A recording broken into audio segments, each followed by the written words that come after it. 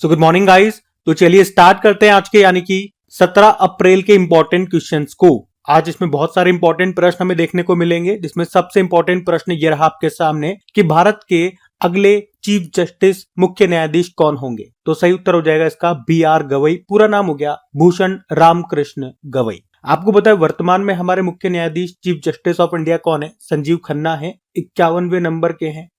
पर उनका भी कार्यकाल जल्द ही यानी कि अगले महीने 13 मई 2025 को समाप्त हो रहा है। तो उनके बाद जो हमारे नए चीफ जस्टिस होंगे वो होंगे BR गवई। ये हमारे 52वें नंबर के चीफ जस्टिस ऑफ इंडिया होंगे, 52 नंबर के। वैसे वे 2019 से सुप्रीम कोर्ट के न्यायाधीश हैं, जज हैं, और जल्द ही ये हमारे सुप्रीम कोर्ट के चीफ जस्टिस होंगे। वे कहां से बिलोंग करते हैं? महाराष्ट्र से। अब यहाँ पे कुछ इंपॉर्टेंट अपॉइंटमेंट्स ही मैं आपको रिवाइज कराऊंगा, लेकिन उससे पहले सुप्रीम कोर्ट की बात हुई है ना, कुछ यहाँ से स्टैटिक प्रश्न मैं आपको रिवाइज कराता हूँ। जैसे कि अगर सबसे पहले हम बात करते हैं कि सुप्रीम कोर्ट सर्वोच्च न्यायालय के बारे में संविधान के किस आर्टिकल में बताया गया है, तो आर्टिकल 124 से लेकर 147 भाग 5 में।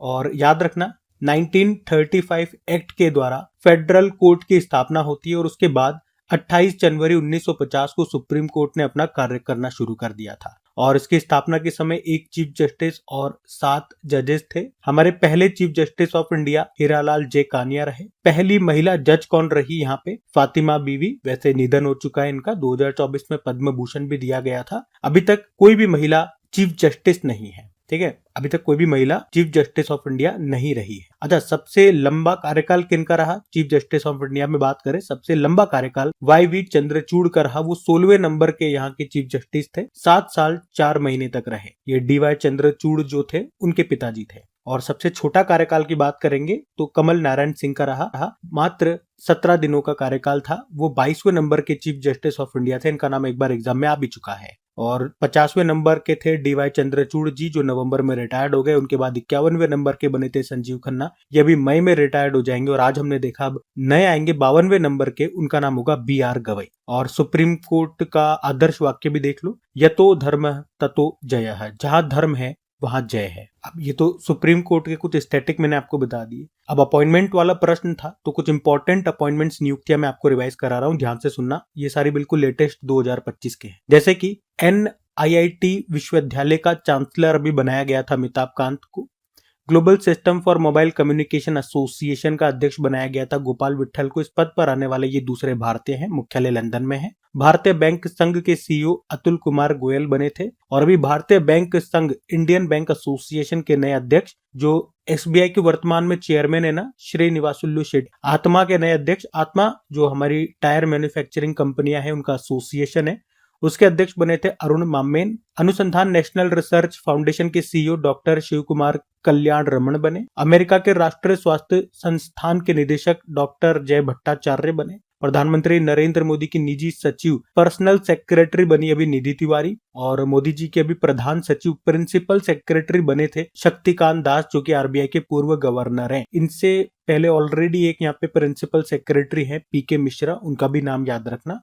राष्ट्रमंडल राष्ट्रों का महासचिव सेक्रेटरी जनरल कॉमनवेल्थ नेशंस का सेक्रेटरी जनरल अभी बनाया गया शर्ली बोचवे को। ये इस पद पर आने वाली पहली अफ्रीकी महिला है, घाना देश की है। एशियन क्रिकेट काउंसिल के अध्यक्ष बने थे मोहसिन नकवी, पाकिस्तान के हैं। Pension fund regulatory and development authority के अध्यक्ष शिव सुब्रमण्यम रमन बने। और ये तो हमने देख ही लिया, ये वही वाला प्रश्न है, ठीक है, शर्ली बोचवे वाला। तो ये सब ध्यान में रखना। चलो एक होमवर्क प्रश्न मैं आपसे यहाँ पूछ लेता हूँ इसकी जगह। आप मुझे बताओ कि इंटरनेशनल ओलंपिक कमेटी की अभी नई अध्यक्ष बनी थी, उनका नाम क्या है? ठीक है, ये आप बता दो, और किस देश की ये भी बताना। हम अगले प्रश्न की ओर बढ़ते हैं। फिर अगले में पूछ रहे हैं, अभी हाल ही में नीति आयोग के द्वारा जारी रिपोर्ट के अनुसार 2023 में ऑटोमोबाइल उत्पादन में दुनिया में भारत कौन से स्थान पर है? तो आंसर होगा चौथे स्थान पर है। तो अभी नीति आयोग ने एक रिपोर्ट जारी की है, उस रिपोर्ट का नाम क्या है? Automobile industry powering India's participation in global value chain. और इस रिपोर्ट में बताया नीति आयोग ने कि चाइना, अमेरिका और जापान के बाद भारत दुनिया का चौथा सबसे बड़ा ऑटोमोबाइल उत्पादक देश है। इस रिपोर्ट को जारी किया है नीति आयोग के जो उपाध्यक्ष हैं सुमन बेरी ने, उन्होंने नई दिल्ली में इस रिपोर्ट को जारी किया। इस रिपोर्ट को तैयार किया नीति आयोग ने क्रिसिल के साथ मिलकर के। तो ऑटोमोबाइल का सबसे बड़ा उत्पादक देश पूछेंगे तो वो चाइना है, फिर अमेरिका है, फिर जापान है और चौथे स्थान पे भारत है। साथ में रिपोर्ट में यह भी बताया गया कि 2020 में वैश्विक ऑटोमोबाइल कल पुर्जों का व्यापार, जो भी उसके पार्ट्स होते हैं, उनका व्यापार लगभग $700 बिलियन का रहा है पूरे विश्व में 2020 में, और इसमें भारत की हिस्सेदारी मात्र 3% है, या ऐसे कह सकते हो लगभग $20 बिलियन की रही है। ठीक है, तो जारी किया नीति आयोग ने। नीति आयोग के बारे में जानते हैं। देखो, नीति आयोग में नीति की फुल फॉर्म क्या होती है? National institution for transforming India. आप जानते हो योजना आयोग के स्थान पे इसको लाया गया था, तो स्थापना होती है 1 जनवरी 2015 को। अध्यक्ष भारत के प्रधानमंत्री जो भी है, और वर्तमान में तो प्रधानमंत्री कौन है? नरेंद्र मोदी, तो वही इसके अध्यक्ष है।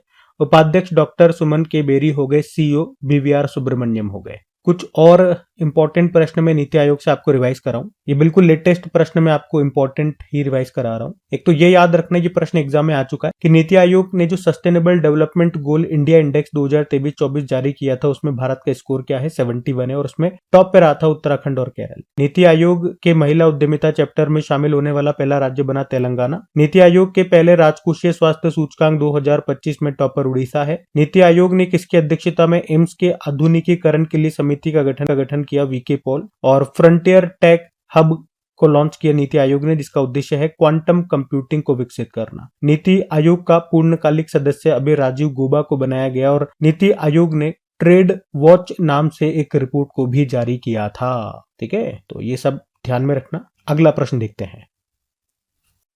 फिर अगले में पूछ रहे हैं कि देश का पहला पूर्ण डिजिटल साक्षर राज्य कौन सा बन गया है? तो आंसर होगा केरल। तो केरल राज्य पूर्ण डिजिटल साक्षरता हासिल करने वाला पहला राज्य बन गया है। पूर्ण डिजिटल साक्षर राज्य का क्या मतलब हो गया? कि यहाँ पर हर व्यक्ति डिजिटल डिवाइसेस का उपयोग कर सकता है, जैसे कि स्मार्टफोन का यूज करके वो वॉइस कॉल कर सकता है, वीडियो कॉल कर सकता है, व्हाट्सएप का इस्तेमाल कर सकता है, इंटरनेट बैंकिंग हो गया, सोशल मीडिया और डिजिटली सरकारी सेवाओं तक वो पहुंच सकता है।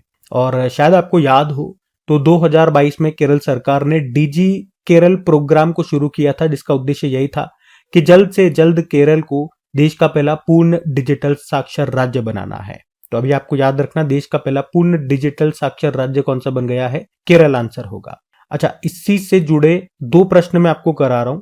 वैसे तो और भी प्रश्न कराऊंगा, लेकिन इसमें से ये 2 प्रश्न आपके सीधे सीधे एग्जाम में पूछे जा चुके हैं। एक ये आरआरबी ग्रुप डी में पूछा गया था कि भारत का पहला डिजिटल गांव ये कौन सा बना? तो आंसर होगा अकोदरा, ये गुजरात के साबरकांठा जिले में है। और ये प्रश्न आपका एसएससी 2024 में पूछा गया था कि भारत की पहली पूर्ण डिजिटल साक्षर पंचायत ये कौन सी बनी थी? तो आंसर होगा केरल की पुल्लमपारा पंचायत। ठीक है, तो ये भी ध्यान रखना। एक ये करंट अफेयर्स का प्रश्न है। पिछले साल हमने पढ़ा था कि इलेक्ट्रॉनिक्स एंड आईटी मिनिस्ट्री ने पहले digital India future skill summit का आयोजन किया था। कहां पर? तो याद रखना, गुवाहाटी में। और अगर पूछे देश का पहला डिजिटल बैंकिंग वाला राज्य, तो ये भी होगा केरल। और डिजिटल शेंजेन वीजा जारी करने वाला पहला यूरोपीय देश कौन सा बना था? तो फिर इसका आंसर हो जाएगा फ्रांस। ठीक है, ये एक्स्ट्रा में जो प्रश्न मैंने आपको कराई ये सारे इंपॉर्टेंट है, ध्यान में रखना। लेकिन हमारे प्रश्न का उत्तर था केरल, तो आपको केरल लेकर के चलता हूं। ये रहा मैप में केरल। देखो, केरल की कैपिटल हो गई तिरुवनंतपुरम। मुख्यमंत्री पिनाराई विजयन हो गए, गवर्नर है राजेंद्र विश्वनाथ अर्लेकर। राजकीय पशु हाथी हो गया, पक्षी है ग्रेट हॉर्नबिल, पुष्प है कोन्निकोना, वृक्ष है नारियल का फल है कटहल, मछली है ग्रीन क्रोमाइड। यहाँ पे आपको साइलेंट वैली नेशनल पार्क मिलेगा, Periyar national park, Eravikulam national park, Anamudi Shola national park, ये सब है यहाँ पे।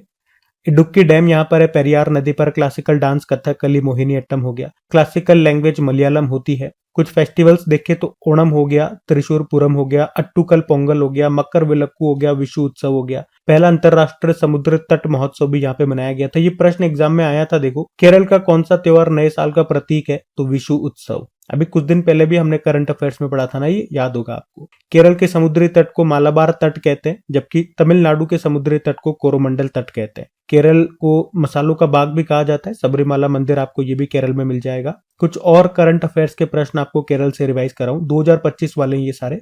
कि अभी 78 नंबर की संतोष ट्रॉफी 2024-25 हुआ था, उसको पश्चिम बंगाल ने जीता, केरल को हराया। केंद्र सरकार ने केरल के वायनाड में हुए भूस्खलन त्रासदी को गंभीर प्राकृतिक आपदा घोषित किया था। पश्चिमी घाट की सबसे ऊंची चोटी अनामुडी केरल में है। केंद्रीय नारियल अनुसंधान संस्थान सेंट्रल कोकोनट रिसर्च इंस्टीट्यूट कहाँ पर है? केरल में। कवचम इसको लॉन्च किया केरल ने। और गो समृद्धि मवेशी बीमा योजना यहाँ शुरू हुई थी। अट्टुकल पोंगल महोत्सव मनाया गया अभी केरल में, 10 दिनों तक चलता है। लेकिन एक पोंगल उत्सव भी होता है, वो तमिलनाडु में होता है, याद रखना, 4 दिनों का। वरिष्ठ नागरिक आयोग स्थापित करने वाला अभी पहला भारतीय राज्य ये बना था केरल। ठीक है, तो ये सारे केरल से इंपॉर्टेंट करंट अफेयर्स मैंने आपको रिवाइज करा दिए 2025 के, सब ध्यान में रखना। अगला प्रश्न देखते हैं। फिर अगले में क्या पूछ रहे हैं कि अभी हाल ही में भारत और किस देश के बीच द्विपक्षीय डस्टलिक सैन्य अभ्यास का आयोजन? तो आंसर इसका हो जाएगा उज्बेकिस्तान। कौन सा एक्सरसाइज है? डस्टलिक एक्सरसाइज है। इस बार इसका 6ठा संस्करण हुआ, भारत और उज्बेकिस्तान के बीच में होता है। अच्छा, हुआ कहां पे? तो पुणे में, महाराष्ट्र के पुणे के औंध में स्थित भारतीय सेना के विदेशी प्रशिक्षण के नोड में इसका आयोजन किया गया। सिर्फ पुणे याद रख लो, महाराष्ट्र के पुणे में इसका आयोजन हुआ। अभी 16 अप्रैल को ये शुरू हुआ, 28 अप्रैल तक ये चलेगा। 6ठा संस्करण है। इनके बीच में ये जो पहली बार हुआ था ना, कौन सा एक्सरसाइज है? डस्टलिक एक्सरसाइज। पहली बार ये 2019 में हुआ था उज्बेकिस्तान में। तो आप कह सकते हो डस्टलिक ये एक बटालियन स्तर का अभ्यास है और इस साल इसमें 60 सदस्यीय भारतीय दल में जाट रेजिमेंट और भारतीय वायुसेना की कर्मी इसमें शामिल होंगे। अब एक बार मैं आपको उज्बेकिस्तान लेकर के चलता हूं, एक बार उज्बेकिस्तान को देख लेते हैं क्योंकि कंट्री इन न्यूज है। फिर मिलिट्री एक्सरसाइज सारे 2025 वाले में आपको रिवाइज कराऊंगा। तो ये रहा मैप में उज्बेकिस्तान, सेंट्रल एशियन कंट्री है। कैपिटल ताशकंद हो गई, करेंसी होती है सोम और प्रेसिडेंट है शौकत मिर्जियोयेव। ठीक है, तो ये इसके स्टैटिक ध्यान रखना। बाकी चलो अभी 2025 में जो भी मिलिट्री एक्सरसाइज सारे न्यूज में थे वो सारे मैं आपको रिवाइज कराता हूँ। जैसे कि देखो, अगर पूछे डेविल स्ट्राइक, इसका आयोजन हुआ था भारतीय सेना और वायुसेना के बीच में। ला पेरोस अभ्यास का आयोजन फ्रांस ने किया था। बहुपक्षीय अभ्यास है, बहुपक्षीय मतलब ये एक मल्टीलैटरल, बहुत सारे देश हिस्सा लेते हैं। भारत ने भी लिया था। हुआ कहां पे था? मलक्का, सुंडा, लोम्बेक जलडमरू मध्य स्ट्रेट में। एक्वेरियन अभ्यास भारत मालदीव के बीच में हुआ था, मालदीव में। ट्रॉपिक अभ्यास भारतीय सेना, भारतीय वायुसेना और भारतीय तटरक्षक बल के बीच में हुआ था, हिंद महासागर में। साइक्लोन अभ्यास भारत इजिप्ट के बीच में हुआ था, राजस्थान में। विंग्ड राइडर अभ्यास भारतीय सेना वायुसेना के बीच में हुआ था, पूर्वी कमान में। कोमोडो अभ्यास 5वां संस्करण, यह भी आयोजन इंडोनेशिया ने किया था, बाली इंडोनेशिया में। बहुपक्षीय अभ्यास है, भारत ने भी हिस्सा लिया था। सागर कवच इंडियन कोस्ट गार्ड ने आयोजन किया, पश्चिम बंगाल में हुआ। जल थल रक्षा अभ्यास भारतीय सेना, तटरक्षक बल और समुद्री पुलिस के बीच में हुआ, बेट द्वारका गुजरात में। उसके अलावा सी ड्रैगन अभ्यास आयोजन किया था अमेरिका ने, पश्चिमी प्रशांत महासागर में गुआम तट पर। भारत ने भी हिस्सा लिया। डेजर्ट हंट अभ्यास इंडियन एयरफोर्स ने आयोजन किया था, जोधपुर राजस्थान में। खंजर अभ्यास 12वां संस्करण हुआ इसका, भारत किर्गिस्तान के बीच में, बिश्केक किर्गिस्तान में ही। वरुण अभ्यास भारत फ्रांस के बीच में हुआ था, अरब सागर में। अभी कॉर्पेट और बोंगो सागर अभ्यास भारत बांग्लादेश के बीच में हुआ था, बंगाल की खाड़ी में। धर्मा गार्जियन अभ्यास 6ठा संस्करण हुआ था, भारत जापान के बीच में, जापान में। अकीमे अभ्यास ये पहली बार हुआ, तो इंपॉर्टेंट रहेगा ये। भारत और 10 अफ्रीकी देशों के बीच में हुआ, हिंद महासागर में। इसका आयोजन भारत और तंजानिया ने मिलकर किया था। प्रचंड प्रहार अभ्यास हमारी तीनों सेनाओं ने इसका आयोजन किया था, हमारी तीनों सेनाओं के बीच में हुआ, यूं कह सकते हो, अरुणाचल प्रदेश में। इंदिरा अभ्यास, जो इंद्र एक्सरसाइज है, भारत और रशिया के बीच में होता है। ये एक त्रिसेवा अभ्यास आप कह सकते हो, मतलब दोनों देशों की तीनों सेनाएं हिस्सा लेती है। कहां पर हुआ अभी ये? चेन्नई तट पर और बंगाल की खाड़ी में। उसके अलावा ये इनियोकोस अभ्यास भी हुआ था, ग्रीस ने इसका आयोजन किया था, ग्रीस में ही हुआ था, भारत ने भी हिस्सा लिया था। और एक और एक्सरसाइज हमने देखा, टाइगर ट्रम्प एक्सरसाइज, भारत और अमेरिका के बीच में हुआ। ये भी ट्राई सर्विक्स एक्सरसाइज है और विशाखापत्तनम और बंगाल की खाड़ी में हुआ था ये। ठीक है, 2025 के ये सभी अभी तक इंपॉर्टेंट एक्सरसाइज पिछले 3 महीने में हम पढ़ चुके हैं, सारे मैंने आपको रिवाइज करा दिए, ध्यान में रखना। और आज वाला भी ऐड कर लेना यहाँ पे, डस्टलिक अभ्यास भारत और उज्बेकिस्तान के बीच में हुआ, कहां पे? पुणे में। ठीक है, अगला प्रश्न देखते हैं। फिर अगले में पूछ रहे कि अभी इक्वेडोर के राष्ट्रपति कौन बने हैं? तो आंसर होगा डेनियल नोबोवा। तो साउथ अमेरिकी कंट्री है इक्वेडोर, मैं भी आपको मैप में भी दिखाऊंगा। तो अभी यहाँ पे राष्ट्रपति पद के लिए चुनाव हुए थे और उसमें इक्वेडोर के जो अभी राष्ट्रपति हैं, कौन? डेनियल नोबोवा, वो फिर से चुनाव जीत गए हैं। तो अब एक बार वो फिर से इक्वेडोर के राष्ट्रपति होंगे, डेनियल नोबोवा इनका नाम है। इक्वेडोर पहले मैं आपको मैप में दिखाता हूँ, ये रहा मैप में इक्वेडोर, साउथ अमेरिकी कंट्री आप देख सकते हो। कैपिटल होती है क्विटो, करेंसी चलती है US डॉलर और प्रेसिडेंट हमने कहा फिर से बन गए डेनियल नोबोवा। एक पॉइंट याद रखना इक्वेडोर से कि जंगली जानवरों को कानूनी अधिकार देने वाला पहला देश कौन सा है, तो वो यही है इक्वेडोर। अब एक तरह से ये इंटरनेशनल अपॉइंटमेंट है, प्रेसिडेंट और प्रधानमंत्री वाला। तो इस तरह का जब भी प्रश्न आता है, मैं आपको अभी तक जो भी इंपॉर्टेंट प्रेसिडेंट या किसी देश में प्रधानमंत्री जो बने थे वो वाले प्रश्न आपको रिवाइज कराता हूं। तो आ जाओ फिर। देखो, अभी आपने लेटेस्ट देखा होगा, ट्यूनीशिया के नए प्रधानमंत्री बने थे कौन? सारा जाफरानी ज़ेंजरी। नामीबिया देश की पहली महिला राष्ट्रपति नेटुम्बो नंदी नदेतवा। त्रिनिदाद एंड टोबैगो के नए प्रधानमंत्री स्टुअर्ट यंग बने थे। ग्रीस के राष्ट्रपति कॉन्स्टेंटाइन टेसोलस बने। कनाडा के नए प्रधानमंत्री मार्क कार्नी। ऑस्ट्रिया के चांसलर क्रिश्चियन स्टॉकर। उरुग्वे के राष्ट्रपति यमांदू ओरसी। जर्मनी के नए चांसलर फ्रेडरिक मर्ज। लेबनान के नए प्रधानमंत्री नवाब सलाम। बेल्जियम के नए प्रधानमंत्री बार्ट डी वेबर। आयरलैंड के प्रधानमंत्री माइकल मार्टिन। और वानुआटू देश के नए प्रधानमंत्री जोथम नापत बने थे। बेलारूस के राष्ट्रपति अलेक्जेंडर लुकाशेंको। ठीक है, तो ये सब भी ध्यान रखना। अगला प्रश्न देखते हैं। फिर अगले में पूछ रहे हैं, हाल ही में किसे भारतीय भारोत्तोलन महासंघ एथलीट आयोग का नया अध्यक्ष अभी नियुक्त किया गया? तो आंसर होगा मीराबाई चानू को। तो भारतीय वेटलिफ्टर है, आप जानते ही हो, मीराबाई चानू। और अभी इनको इंडियन वेटलिफ्टिंग फेडरेशन के तहत नव स्थापित एथलीट आयोग का अध्यक्ष चुना गया है। वे मणिपुर से बिलोंग करती हैं, वेटलिफ्टर हैं। 49 किलोग्राम कैटेगरी में वो खेलती है। और आपको याद हो तो टोक्यो ओलंपिक 2020 में सिल्वर भी उन्होंने जीता था। वे 2 बार कॉमनवेल्थ गेम्स में गोल्ड जीत चुकी हैं। एक बार 2018 में जो गोल्ड कोस्ट में हुए थे और 2022 में जो बर्मिंघम में कॉमनवेल्थ गेम्स हुए थे वहां पे उन्होंने गोल्ड जीता था। और अभी हमने देखा, अभी वाला प्रश्न क्या है कि भारतीय भारोत्तोलन महासंघ के एथलीट आयोग का उनको अध्यक्ष बनाया गया है। यह आप नाम याद रखना। और देखो, जब भी वेटलिफ्टिंग की बात होती है ना, एक नाम हमेशा आपको याद आना चाहिए, कर्णम मल्लेश्वरी का, क्योंकि ओलंपिक में पदक लेने वाली वो पहली भारतीय महिला थी। वो एक वेटलिफ्टर थी, कर्णम मल्लेश्वरी। सन 2000 के सिडनी ओलंपिक में वो ब्रोंज मेडल जीता था उन्होंने। और ओलंपिक में पदक जीतने वाले पहले भारतीय, वो पुरुष ही थे।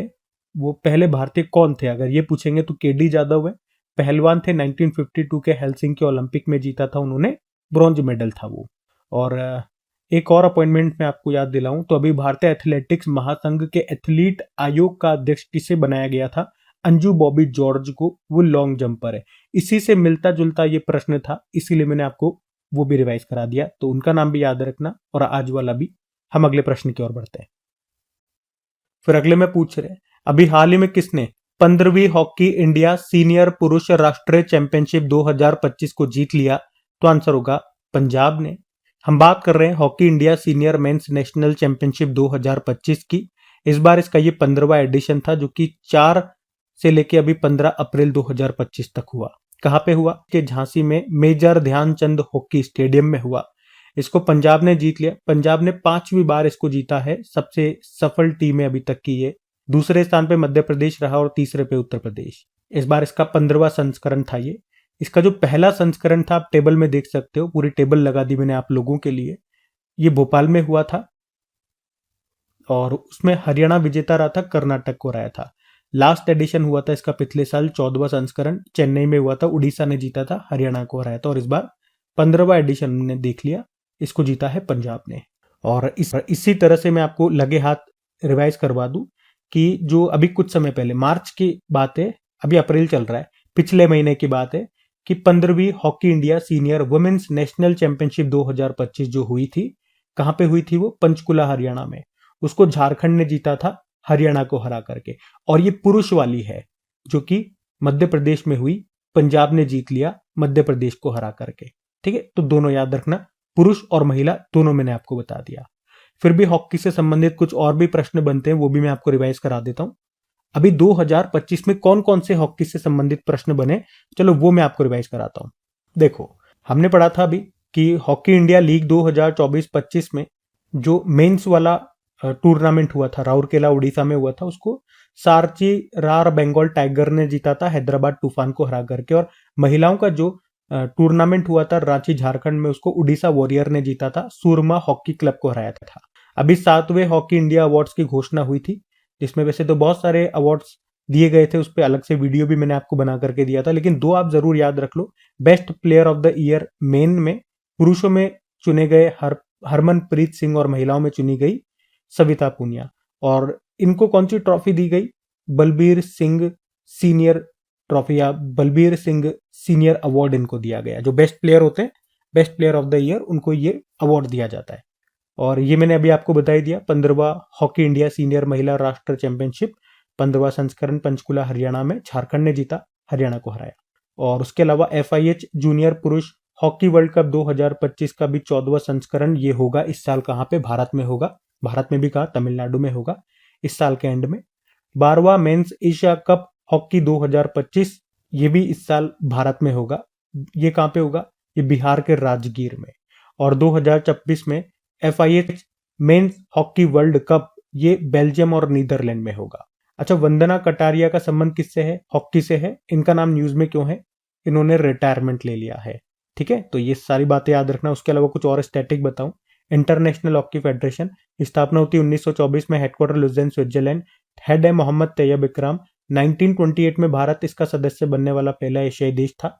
हॉकी इंडिया स्थापना होती है 2009 में, हेडक्वार्टर नई दिल्ली में है, अध्यक्ष Dilip Tirkey. Asian hockey federation का मुख्यालय कुआलालंपुर मलेशिया में है।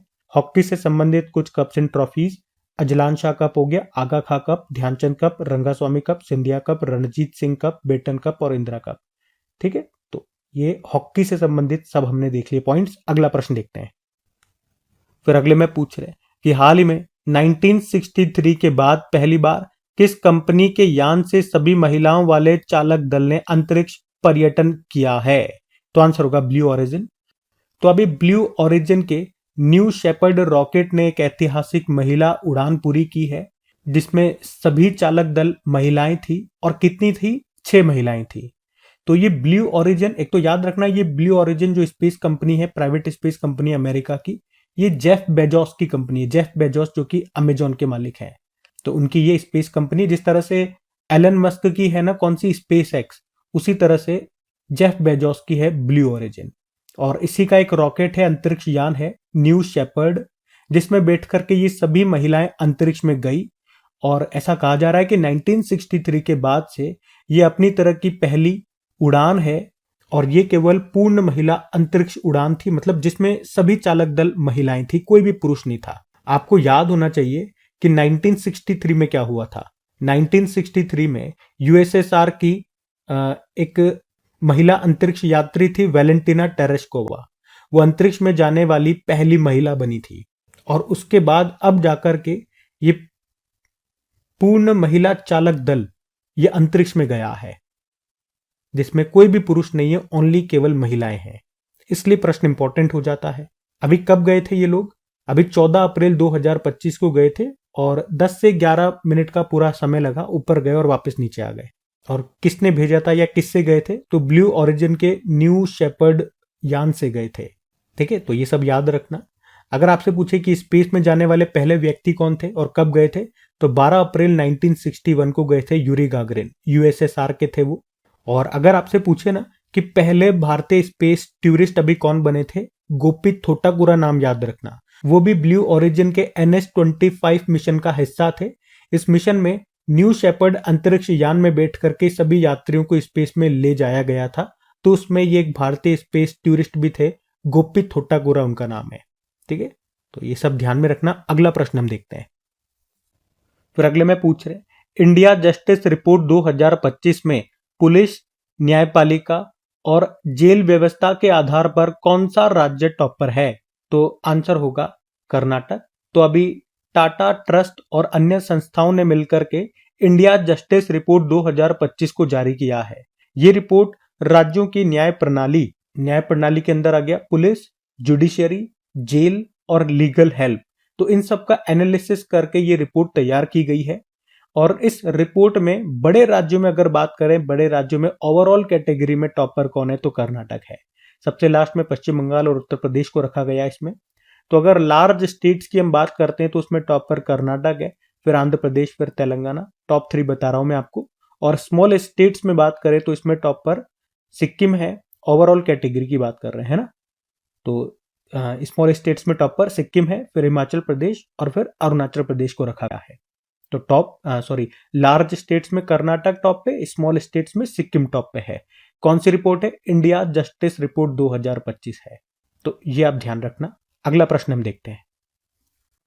फिर अगले में पूछ रहे हैं कि आर्चरी मतलब होता है जो आप तीर कमान चलाते हो, धनुष। तो आर्चरी वर्ल्ड कप स्टेज 1 में भारत ने कुल कितने पदक जीते हैं? तो आंसर होगा यहाँ पे 4 मेडल जीते। और अभी ये हुआ कहां पे? अमेरिका में। अमेरिका में हुए आर्चरी वर्ल्ड कप 2025 स्टेज 1 में इंडिया ने टोटल 4 मेडल जीते हैं। और मेडल टेबल में भारत चौथे स्थान पे रहा है। भारत ने 1 गोल्ड, 1 सिल्वर और 2 ब्रॉन्ज मेडल जीते हैं। और ये 1 गोल्ड हमारे पास कंपाउंड टीम इवेंट में आया, जो कौन लेकर के आए? ऋषभ यादव और ज्योति सुरेखा वेन्नम। इनकी टीम गोल्ड लेकर के आई है। बाकी पूरी मेडल टैली में अगर टॉप पर कौन है तो वो मैक्सिको है। 3 गोल्ड, 2 सिल्वर और 1 ब्रॉन्ज के साथ टोटल 6 मेडल जीते हैं।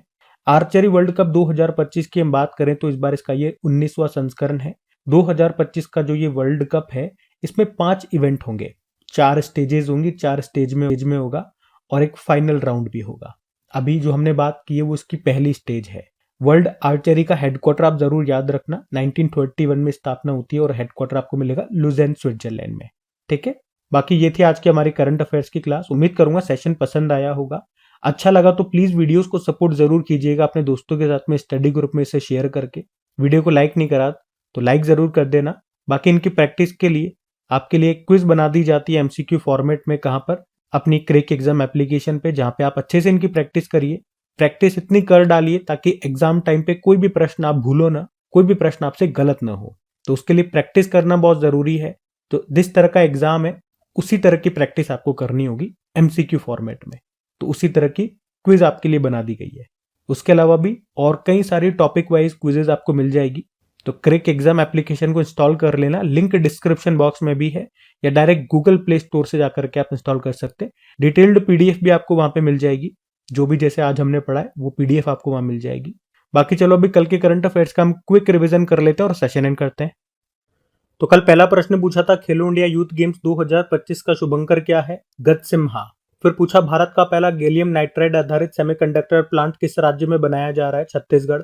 और मार्च महीने के लिए किसे ICC men's player of the month चुना गया? श्रेयस अय्यर को। विश्व कला दिवस मनाया गया 15 अप्रैल को। किस राज्य की शून्य गरीबी योजना का नाम बदलकर डॉक्टर बी.आर. अम्बेडकर के नाम पे रखा गया है? उत्तर प्रदेश। किसे टोक्यो में लेजेंड्स ऑफ एंडोस्कोपी पुरस्कार से सम्मानित किया गया? Doctor D Nageshwar Reddy. और किस राज्य को आधार कार्यान्वयन में उत्कृष्टता के लिए 2 UIDAI पुरस्कारों से सम्मानित किया गया? मेघालय। और एयरपोर्ट काउंसिल इंटरनेशनल वर्ल्ड के अनुसार दुनिया का सबसे बिजिएस्ट एयरपोर्ट कौन सा है? Atlanta airport, America. और किस राज्य सरकार ने भूमि रिकॉर्ड प्रबंधन के लिए भू भारती पोर्टल को शुरू किया? तेलंगाना। और आखिरी प्रश्न था कि संयुक्त राष्ट्र द्वारा पहली बार शिपिंग उद्योग पर कार्बन टैक्स कब से लागू किया जाएगा? तो आंसर होगा 2028। चलो कल का भी होमवर्क प्रश्न देखते और सेशन एंड करते हैं। तो कल आपसे पूछा था किसने छेड़छाड़ से निपटने के लिए शिष्टाचार दस्ता शुरू किया? तो आंसर होगा दिल्ली पुलिस। आप सभी ने प्रश्न का बिल्कुल सही उत्तर दिया। अब ये रहा आज का आपका होमवर्क प्रश्न।